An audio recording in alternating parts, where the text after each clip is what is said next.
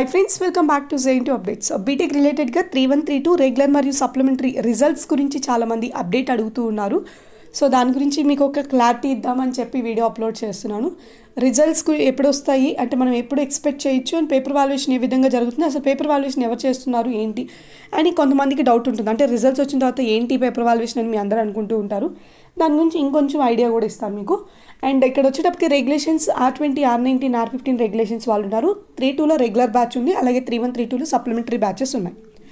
And ఇంకా మనం paper valuation గురించి చూసుకుంటే పేపర్ వాల్యుయేషన్ 50% ఏమో అయి ఉంటుంది. అండ్ ఇంకా మనకి పేపర్ వాల్యుయేషన్ కూడా పూర్తిగా అయి ఉండదు, ఎందుకంటే మధ్యలో ఇక్కడ సెకండ్ ఇయర్ పేపర్ వాల్యుయేషన్స్ కూడా జరుగుతున్నాయి.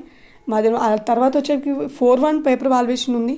సో మనకి ఎప్పుడు ఏదైనా సరే థర్డ్ ఇయర్ది వచ్చేటప్పటికి రిజల్ట్స్ కొంచెం డేట్ డిలే అవుతూ ఉంటాయి.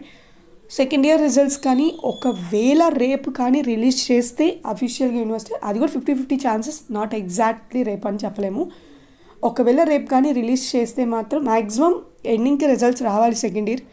బట్ అక్కడ మార్క్స్ అప్లోడింగ్ ప్రాసెస్ ఎంతవరకు వచ్చిందో మనకు అప్డేట్ తెలియదు కాబట్టి పేపర్ వాల్యుయేషన్ అయితే కంప్లీట్ అయినా ఆల్రెడీ అప్డేట్ ఇచ్చున్నాను. మార్క్స్ అప్లోడింగ్ ప్రాసెస్ గురించి అంత బయటికి రాదు. సో ఒకవేళ మార్క్స్ అప్లోడింగ్ ప్రాసెస్ కానీ అయిపోయి ఉంటే మాత్రం రేపు మనకి రిజల్ట్స్ రావచ్చు. 50-50 ఛాన్సెస్, నాట్ ఎగ్జాక్ట్లీ. సో ఒకవేళ రేపు కానీ రిజల్ట్స్ వస్తే మాత్రం మనకి జూన్ సెకండ్ వీక్ ఎండింగ్ లోపల లేదా థర్డ్ వీక్ స్టార్టింగ్కి థర్డ్ ఇయర్ రిజల్ట్స్ ఎక్స్పెక్ట్ చేయొచ్చు. ఒకవేళ రేపు రాలేదు అంటే మాత్రం జూన్ థర్డ్ వీక్ ఆ పైన మనకి థర్డ్ ఇయర్ రిజల్ట్స్ ఎక్స్పెక్ట్ చేసుకోవచ్చు. సో ఇదన్నమాట ఎప్పుడు రిజల్ట్స్ ఎక్స్పెక్ట్ చేయొచ్చు అనే దానిపైన అప్డేట్. అండ్ ఇంకా పేపర్ వాల్యుయేషన్ గురించి చూస్తుంటే ఎప్పుడు మనకి మన ఎక్స్పెక్టేషన్ ఒకటి ఉంటుంది, రిజల్ట్స్లో రియాలిటీ ఇంకొకటి ఉంటుంది. ఎందుకంటే అక్కడ పేపర్ వాల్యుయేషన్ చేసేవాళ్ళు మీకు సబ్జెక్ట్స్ డీల్ చేసే, అంటే మీ ఫ్యాకల్టీ అనే కాదు బయట కాలేజెస్లో కూడా ఆ సబ్జెక్ట్ డీల్ చేసే వాళ్ళే పేపర్ వాల్యుయేషన్ వచ్చి కరెక్షన్ చేస్తారు అనేది లేదు. ఎందుకంటే ఎక్కువగా యూనివర్సిటీ పేపర్ వాల్యుయేషన్కి సీనియర్స్ ఫ్యాకల్టీస్ని ఎక్కువ మందిని గ్యాదర్ చేస్తూ ఉంటుంది. అండ్ ఇంకా సీనియర్స్ ఫ్యాకల్టీస్ అంటే కొంచెం ఆ సబ్జెక్ట్ మీద వాళ్ళకి కొంచెం నాలెడ్జ్ ఉన్నా సరే పేపర్ వాల్యుయేషన్కి పిలుస్తారు. సబ్జెక్ట్ డీల్ చేసే వాళ్ళే వచ్చి కరెక్షన్ చేయాలని ఏం లేదు యూనివర్సిటీలో. నువ్వు కొంచెం ఆ సబ్జెక్ట్ని ఒక్కసారి డీల్ చేసినా సరే పేపర్ వాల్యుయేషన్కి వాళ్ళు పిలుస్తూ ఉంటారు.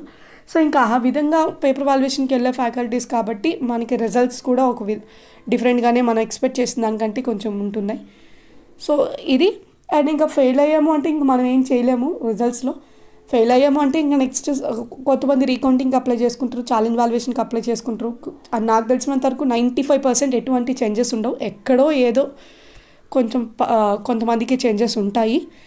అండ్ ఇంకా చేంజెస్ లేకపోతే నెక్స్ట్ సప్లిమెంటరీ రాసుకుంటూ ఉంటాం. ఎనీవేస్ ఒకటే చెప్తాను, రెగ్యులర్లో ఉన్న స్టూడెంట్స్కి ఎవరైనా సరే వన్స్ ఒకవేళ మీరు రెగ్యులర్లో సబ్జెక్ట్ని ఫెయిల్ అయ్యి ఉంటే మాత్రం నెక్స్ట్ రాసే సప్లిమెంటరీ ఎగ్జామ్స్లో ఖచ్చితంగా కొంచెం ఎఫర్ట్ పెట్టి ఎగ్జామ్ రాయండి. నెక్స్ట్ సప్లీలో మీరు క్లియర్ చేసుకోగలిగితేనే మీకు మంచిది. ఎందుకంటే నెక్స్ట్ మీరు సప్లీ ఇంక్రీజ్ చేసుకుంటూ వెళ్తే సప్లీ ఎగ్జామ్స్ని మీకు కొంచెం బర్డన్ అయిపోతుంది. సో ఇదన్నమాట video. Thank you so much for watching JNT updates. Keep supporting.